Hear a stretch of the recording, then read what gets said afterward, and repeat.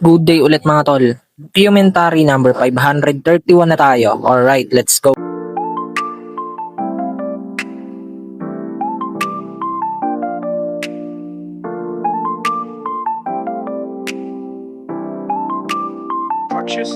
Lagi may namatay na naman kami isda na gapi. Katandaan siguro to. Tagal na nito. Isa to sa matatagal ng gapi namin. Kung mapansin niyo yung buntot to. Naubos na, natastas. Di ko alam kung inaway niya itong partner niya eh.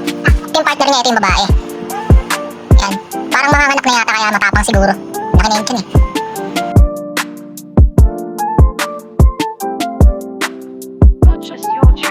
Yan, kain na tayo mga tol.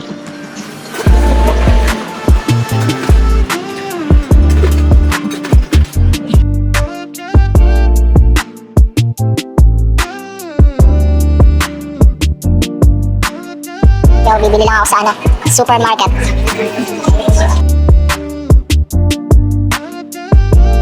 Ayun, mga naka-big bag yung mga customer natin.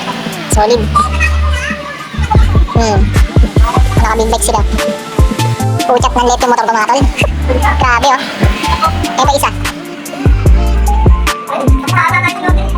Grabe. Pati si BP nanliit lalo oh. Solid. Hindi sila sa dining area eh. Tatlo sila magkatropa.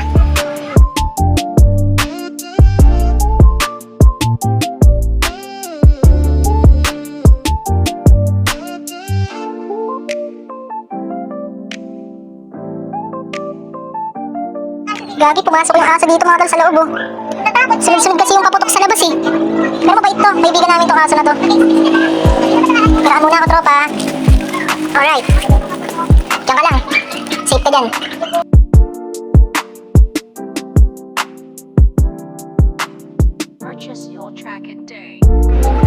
Kaya nandito na siya sa loob mga tol oh. Ang lalim ng paghinga niya kung mapapansin niyo. Basta ang lalim ng paghinga niya. Na-nervous ka sa mga paputok. Siguro takbo din ang takbo sa labas. Kaya yan. Laking aso nito. Pero hindi siya mabaho. Hindi siya mabaho. Nasa tamang mga tao ka tol. Safe ka din eh. Ganda ng katawan no.